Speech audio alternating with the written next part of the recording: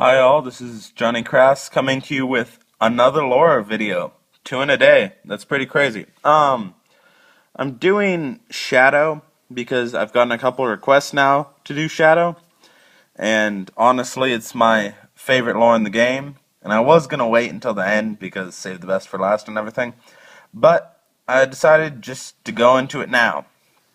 So, armies that can take Shadow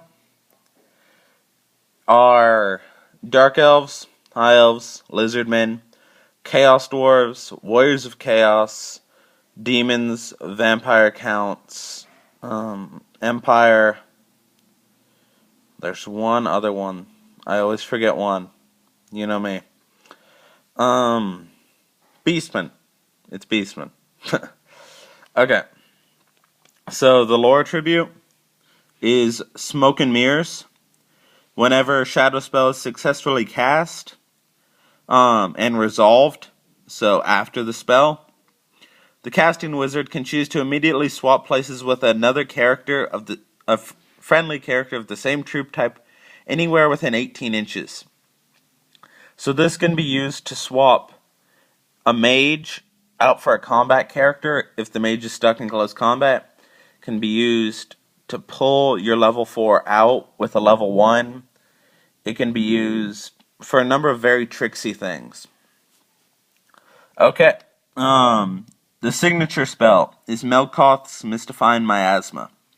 Cast on 5+, Hex, 48-inch range. You choose a statistic of the target unit, weapon skill, ballistic skill, initiative, or movement, and reduce it by D3 until the start of your next magic phase. You can boost it so it reduces all of them by D3 on a 10+, which is pretty good. Honestly, this spell is insanely diverse.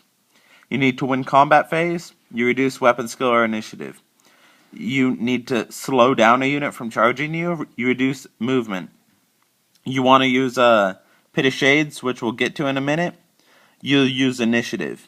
Ballistic skill's not that great unless you're facing like 2 Hellblaster volley guns, and then it becomes really good again. So this spell is like a jack of all trades, can fit anything you need it to fit. So it's a fantastic signature. I'd say probably the best. There are 1 or 2 others that pop up, but I think Melchize is the best. Alright, next spell is Steed of Shadows. Cast on a 5+, augment, target the wizard or a friendly character within 12 inches. They can make a fly move. Now, originally, I thought this spell was absolute garbage. And for the most part, it is kind of garbage. But I was playing a game the other day, and I managed to get a high level 4 in close combat with an overrun. And I was going to kill him in my opponent's combat phase.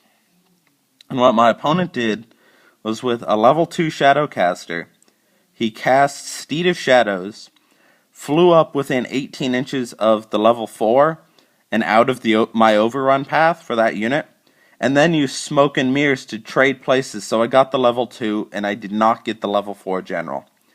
So Steed of Shadows has its uses if you're playing smart, but for the most part it's not that great.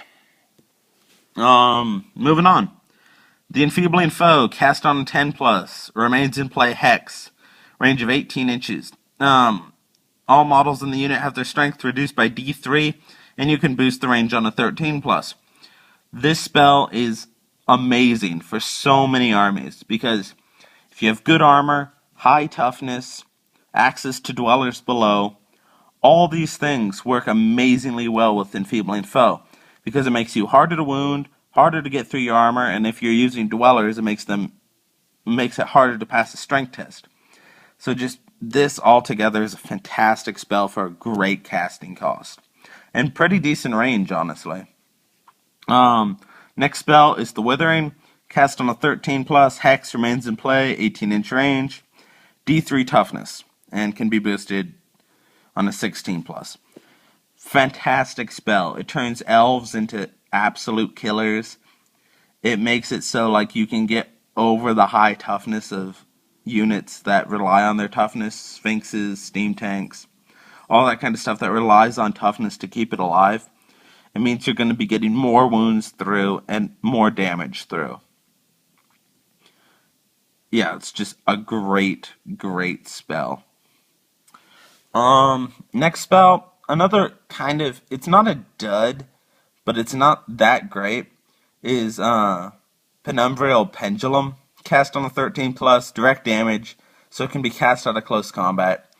Extend a straight line, 6x6 in length, directly away from the caster. Each model in the line must pass an initiative test or suffer a strength 10 hit D3 wounds. And you can double its range on an 18 plus, so 6x6 times 2, which is okay, I guess. Honestly, it's not fantastic. It only does D3 wounds. If it did D6, I'd really like it, but it just does D3, which means the things you really want to kill with it are going to take like 2 wounds and kind of walk it off. Especially when you go down to the next spell. Next spell is Pit of Shades. Cast on a 14 plus, direct damage, place the small round template anywhere within 12 inches. It then scatters D6 inches. All models underneath the template must pass an initiative test or be dragged to their doom. No saves, just dead. You can boost it to a large template, cast on a 17 plus, and then it scatters 2d6 inches. But if you roll a hit, it hits. This spell is amazing when combined with Miasma. Miasma, you drop their initiative by D3, and even elves are starting to be afraid of Pit of Shades at that point. It's a great spell. It's a 5 spell. It's like Purple Sun. Can be cast out of close combat. Can be boosted to a large template, and it has fantastic range. 24-inch range, really reaches out and touches somebody. And finally, I would say the best spell, hands down, in Warhammer, and that is Occam's Mindraiser.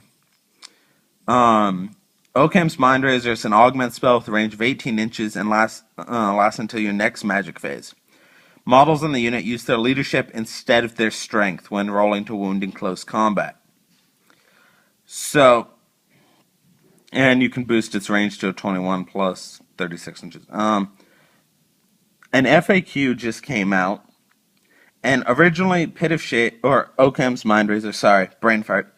Occam's Mindraiser just looked at your leadership stat. But with the most recent FAQ, which I covered in my Mindraiser list actually, it now looks at what your leadership is. So Inspiring Presence works, Doom and Darkness works, all that kind of stuff works. And it now also works on armor saves. So before it was just rolling to wound, but now it just makes your strength what your leadership is. So now when you're strength 10, you're also rending all that armor. So it's just this fantastic spell that, since you can use Inspiring Presence and leadership modifiers, just becomes really over the top and really powerful. So that is pretty much my review of Lore of Shadows. As you can see, the next review is going to be Lore of Death, and my this spell page has been well loved because they're 2 of my favorite lores. So next one coming up is Lore of Death. I'm probably going to do my how-to Warhammer video before it. So yeah, leave a comment, leave a like, leave a subscribe, and I will talk to you all later.